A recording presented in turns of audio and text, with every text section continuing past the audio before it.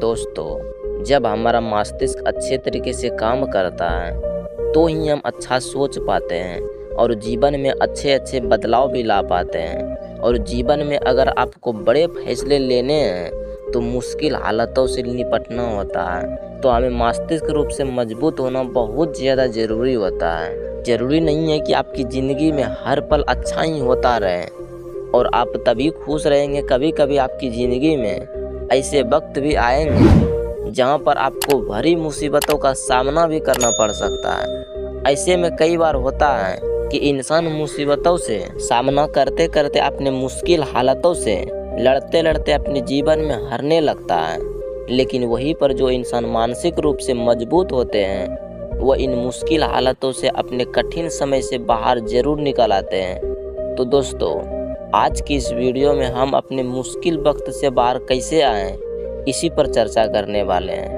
मैं 8 नियम बताने वाला हूं, जिसे अगर आप जान और समझ लेते हैं तो यकीन मानिए आप अपने मुश्किल हालातों से जरूर बाहर निकल आएंगे और आप मानसिक रूप से एक मजबूत इंसान भी बन जाएंगे। तो आज की यह वीडियो बहुत ही महत्वपूर्ण होने वाली है, इसे छोड़कर कहीं नहीं जाइएगा। दोस्तों, एक बार एक बौद्ध महात्मा आश्रम में अपने शिष्य को दिमाग के ऊपर कुछ प्रवचन दे रहे थे। गुरु कह रहे थे कि इंसान के मस्तिष्क के विचार कभी अच्छे होते हैं तो कभी बुरे होते हैं। अच्छे विचार जब उनके दिमाग में जन्म लेते हैं तो कभी बुरे होते हैं। अच्छे विचार जब उनके विचार में जन्म लेते हैं तो वह अच्छी और कल्याणकारी बातें सोचता रहता है, लेकिन वहीं पर अगर बुरे और गलत भावनाएं जन्म लेती है तो उससे उसका पतन होता है। तभी उन्हीं में से एक राजवंश नाम का एक शिष्य खड़ा होता है और गुरु से पूछता है कि गुरुवर, क्या कुछ ऐसा तरीका आप बता सकते हैं जिससे कि हम अपने मस्तिष्क को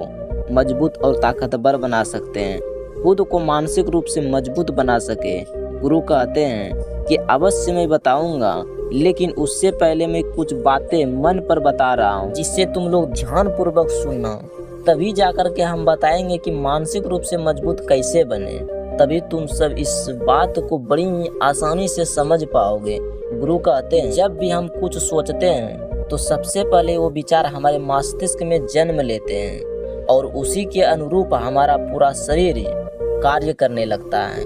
मान लो कि आप कुछ दुख भरी बातें सोचते हैं तो आप बिल्कुल शिथिल होते चले जाते हैं, आपके शरीर की ऊर्जा कम होने लगती है। लेकिन वहीं पर अगर आप कुछ उत्साह भरी बातें सोचते हैं तो आपके शरीर के अंदर असीमित ऊर्जा बहने लगती है, आपका रोम रोम खिल उठता है। ऐसा इसलिए हुआ क्योंकि आपने दिमाग में कुछ जोश भरी बातें सोची। शरीर तो वही का वही है, तो आपका शरीर बिल्कुल ऊर्जा विहीन हो जाता है। लेकिन जब आपके विचार जोश भरे वाले होते हैं तो आपका शरीर खिल उठता है। यानी हमारा शरीर किस तरीके से काम करेगा यह सब हमारे मस्तिष्क में उत्पन्न हो रहे हैं, विचारों पर निर्भर करता है। अब तुम सबको मेरी बातें बहुत ही अच्छे तरीके से समझ में आएगी। अब हम बताने जा रहे हैं कि मानसिक रूप से हम मजबूत कैसे बने। गुरु कहते हैं कि मैं तुम सबको 8 तरीके बताऊंगा। अगर आप उन 8 तरीकों को अपने दिमाग में लेते हैं, वैसा ही सोचते हैं, तो यकीन मानिए आपका शरीर भी वैसा ही काम करने लगेगा। जैसा कि मैं आपको पहले बता चुका हूँ कि जब आप दुखी होते हैं तो आपका शरीर ऊर्जा विहीन होने लगता है, लेकिन जब आप खुश होते हैं, आपके दिमाग में अच्छे विचार आए हैं और आप खुश हो गए तो आपके शरीर में अच्छी ऊर्जा बहने लगती है। इसका मतलब यह है कि अगर हम वह 8 तरीका जान लें और वही हम अपने दिमाग में सोचे तो हमारा शरीर भी ऊर्जा और जोश से भर जाएगा, अर्थात हम मानसिक रूप से मजबूत बन जाएंगे। और वास्तव में जब हम मानसिक रूप से मजबूत बन जाएंगे तो मुश्किल हालातों का सामना बड़ी ही आसानी से कर लेंगे।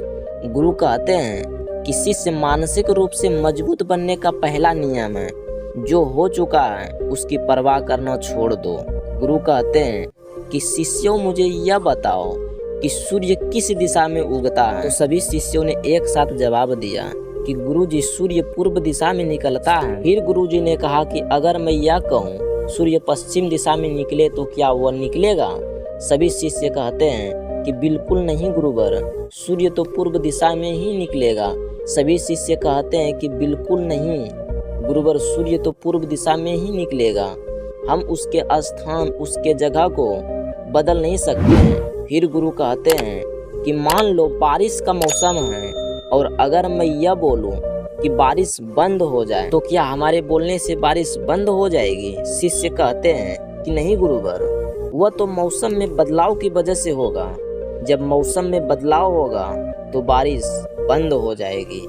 फिर गुरुजी कहते हैं कि अगर मैं तुम लोगों से यह कहूँ कि ठंडी के मौसम में गर्मी पड़ने लगे तो ऐसा होने वाला तो नहीं है। शिष्य कहते हैं कि गुरुवर आप ठीक कह रहे हैं, यह कभी भी नहीं हो सकता कि ठंडी के मौसम में गर्मी पड़े और गर्मी के मौसम में ठंडी पड़े। तो यह मौसम तो प्राकृतिक पर निर्भर करता है जो कि हमारे बस में नहीं है। फिर गुरुवर से कहते हैं कि ठीक है, उसी प्रकार अगर जो चीज़ हमारे बस में नहीं होती है या जो बातें घटनाएं बीत चुकी है, अगर हम उन घटनाओं को लेकर बार बार परेशान होते रहेंगे या उसकी बहुत ज़्यादा परवाह करेंगे तो क्या हम भूतकाल की घटनाओं को बदल सकते हैं? शिष्य कहते हैं कि नहीं गुरुवर।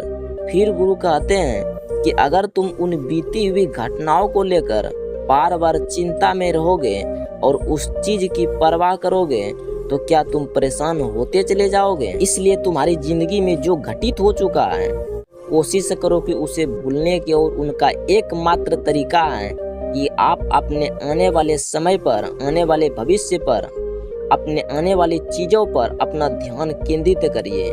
गुरु आगे कहते हैं कि मानसिक रूप से मजबूत बनने का दूसरा नियम है ध्यान करने की आदत डालो। गुरु कहते हैं कि गौतम बुद्ध जब सत्य की खोज में निकल पड़े थे तो उन्होंने बहुत सारे उपाय किए, वस्तु सारे कर्मकांड किए, लेकिन उन कर्मकांडों की वजह से उन्होंने बहुत ज्यादा कुछ हासिल नहीं हुआ और उनका शरीर दुबला पतला होता चला गया। लेकिन वह सत्य की खोज करने में असमर्थ रहे। उनके गुरुओं ने उन्हें बहुत सारे कर्मकांड उपाय बताए, लेकिन उन कर्मकांड का कोई मतलब नहीं हुआ। अंत में भगवान गौतम बुद्ध स्वयं की अवस्था में बैठे थे तो धीरे धीरे ध्यान की अवस्थाओं में गहराइयों में जाकर उन्हें वह सारी चीजें लगने लगी जिस चीज की वह खोज में निकल पड़े थे। ध्यान के जरिए वह अपने सभी विचार पर विचार पा लिए। उन्होंने पापी मार्ग को पराजित किया, काम वासना पर विजय पाई, अपनी हर एक भावना पर वह विजय पा लिए। और यह तब हुआ जब वे ध्यान की गहरी अवस्था में बैठे थे और कई दिनों तक ऐसे ही बैठे रहे। ध्यान करने से हमारा मन और मस्तिष्क बहुत ही शांत हो जाता है, जिससे कि अगर हम किसी वस्तु पर या फिर किसी के बारे में या किसी चीज के बारे में जब विचार करते हैं तो हमारा पूरा ध्यान उसी पर केंद्रित रहता है। हमारा दिमाग ज्यादा इधर उधर भागता नहीं है और हम चीजों को बहुत ही अच्छे तरीके से समझ पाते हैं। तो ध्यान ही एक ऐसा तरीका है जो आपको हर तरीके से आपके दिमाग को मजबूत बनाता है। बौद्ध भिक्षु अगर किसी बात पर ज्यादा जोर देते हैं, वह ध्यान की प्रक्रिया पर ध्यान में कई घंटे तक रहते हैं, जिससे उसका दिमाग बहुत ही शांत रहता है, उसका मन भी शांत रहता है। जिसका मन शांत रहता है वही किसी भी चीज पर अच्छी तरह से, अच्छी तरीके से विचार कर सकता है, अर्थात वह मन और मस्तिष्क दोनों मजबूत होता है, चला जाता है। ध्यान करने से आपकी सारी वासना आपके नियंत्रण में रहेगी। आप अपनी इच्छा अनुसार अपनी वासना को अपने बस में किए रहेंगे। गुरु आगे कहते हैं कि मानसिक रूप से मजबूत बनने का तीसरा नियम है बहुत ज्यादा उम्मीदें मत रखना। गुरु ने कहा, तुम सब अपनी मर्जी से जन्म लिए हो, अपनी मर्जी से अपनी गर्भ का चुनाव किए हो, लेकिन जन्म लेने के बाद वह सब भूल जाता है कि उसे क्या करना चाहिए, नहीं करना चाहिए, वह किस लिए जन्म लिया था। और वह जन्म लेने के बाद वह तमाम तरह की वासनाओं से ग्रसित हो जाता है। इस संसार की मोह माया में वह बहुत ज्यादा परेशान हो जाता है। वह खुद को जान ही नहीं पाता है, वह खुद को भूल ही नहीं पाता है। और यही वजह रहती है कि तरह तरह के लोग से अपनी बहुत ज्यादा उम्मीदें लगा बैठता है। उम्मीदें दुख का कारण बनती है। जिस भी व्यक्ति से, वस्तु से आपकी उम्मीदें ज्यादा बढ़ जाएगी, आने वाले समय में सबसे ज्यादा दुख आपको उसी से मिलने वाला, क्योंकि उम्मीद जहाँ पर होती है वहीं पर दुख भी बैठा होता है। क्योंकि आप किसी से ज़्यादा उम्मीद लगा लिए और वह व्यक्ति आपकी उम्मीदों पर खड़ा नहीं उतरा तो सबसे ज़्यादा दुख आपको उसी से होने वाला है। क्योंकि जब उम्मीद टूटती है तो दुख बहुत बड़ा होता है। इसलिए इस शारीरिक भौतिक जीवन में बहुत ज़्यादा उम्मीद और बहुत ज़्यादा मोह किसी भी व्यक्ति से मत करना। तभी एक शिष्य उठकर खड़ा होता है और कहता है कि हे गुरुवर, हम बिना उम्मीद से बिना आशा से कैसे जी सकते हैं। हम सबके मन में रहता हूँ कि अब मुझे चीज़ करनी है, मुझे वह चीज़ करनी है, मुझे जीवन में ऊंचाई को हासिल करना है। बिना उम्मीद के तो हम लोग जीवन में आगे बढ़ ही नहीं सकते हैं। गुरु ने कहा कि कुछ पाने की लालसा, कुछ बड़ा बनने की लालसा जीवन में जरूर आपको ऊंचाई तक ले जाए। कुछ बड़ा बनने के लिए लालसा खुद से होती है। इसी तरह के वीडियो में दिलचस्पी रखने के लिए हमारे चैनल को सब्सक्राइब करें, 4 से 5 मित्रों को शेयर करें। अगर वीडियो पसंद आई तो कमेंट में नमो बुद्धाय लिखकर नमो बुद्धाय 5 बार अवश्य लिखें। धन्यवाद।